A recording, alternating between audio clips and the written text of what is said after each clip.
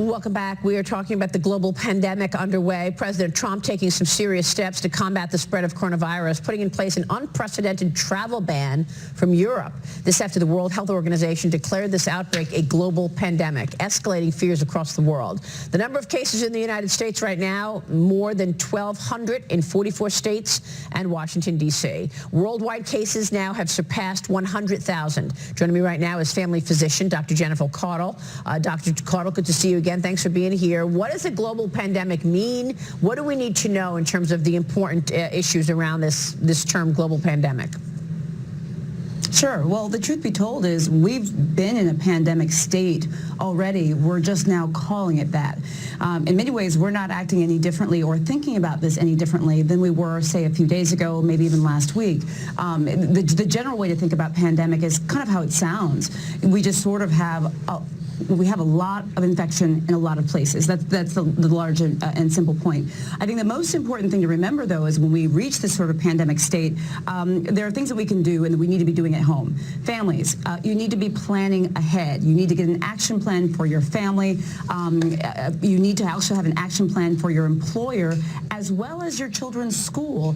And this is also the time for people to be stocking up on medications. I'm a family doctor. Make sure you get a 90-day supply of your medications to minimize the amount of times you need to go into public places and places with large amounts of people and things of that nature. That's the type of thinking we need to be doing now. This is really important thinking that you said. I know you want to talk a little about H1N1 and how we reacted there, but before we get to that, Dr. Caudle, what if you're feeling a little sick? What questions should we be asking our doctor? If you have symptoms, if you don't feel well, because a lot of people comparing this to the flu. Give us the right questions to ask and what individuals might feel if, in fact, they are contracting coronavirus. Right. So the main symptoms of coronavirus are fever, shortness of breath, and cough. However, you can have other symptoms that almost mimic the flu.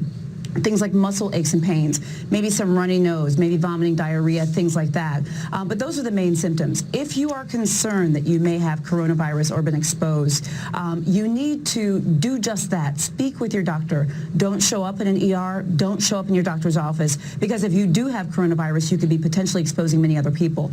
Call your doctor and find out what they want you to do. We'll go through your symptoms with you and give you proper guidance. Yeah, and then there's the test kits, which we're going to get to in a moment. But James, weigh in here in terms of... kind of, I guess, a general question, then a specific one. It does seem like the epidemiologists are maybe more concerned than the clinicians generally, like yourself, who treat patients, some of whom are saying, look, this is bad, but the flu's pretty bad, too. In fact, it kills a lot more people so far.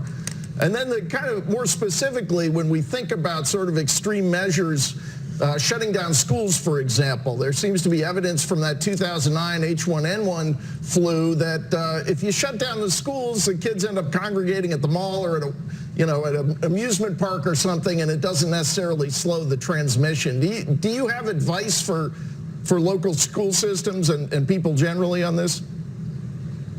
Sure. Well, just to make a quick comment about the flu, remember the mortality rate from the flu is about 0.1%. The numbers that we're getting from China regarding the mortality rate for coronavirus is around 3%. However, we don't know how many people are infected. Therefore, we can't have an accurate number of exactly mortality rate. Dr. Fauci said a couple days ago in a press conference he estimated that this may go down to 1%, but this is still more deadly than the flu, okay? I want to make that very clear. This is very serious. Now, with regards to your question about schools, the decisions to sort of impart major social distancing measures that some cities are doing, saying avoid places of gatherings of more than 500 people, closing schools, things like that, these changes are made on the state and local level. So every community really needs to take a look at what's happening there and make the right decision for them. But I should say that social distancing is an effective measure for fighting things like coronavirus. That is effective. Social distancing meaning stay 6 feet away from the person next to you. Stay 6 feet away from the person next to you or those that are sick, but also this idea of sort of not being in crowded places where the chance of spread of disease can happen much faster. Yeah. Do you have anything to say about the tests? I mean, you know, our viewers know what happened pretty much, but I know that there were 3 parts to this test, and one of those parts within the test didn't work. What does it consist of? Who's eligible for the test as well? Okay, so let's go back to the test. Let me just start by saying I'm frustrated. I'm a family doctor. I see patients in the office. I'm frustrated. My physician colleagues are frustrated. We are talking all the time about this situation. The test that you're referring to is a CDC-developed test that was developed about a month ago, maybe end of January, early February. There were problems with the test, right? My problem with that was not that there were problems with the test, but that it took almost a month to get additional testing capabilities. We are now rolling out testing from other facilities such as private labs like LabCorp and Quest and other places. It's just taken too long.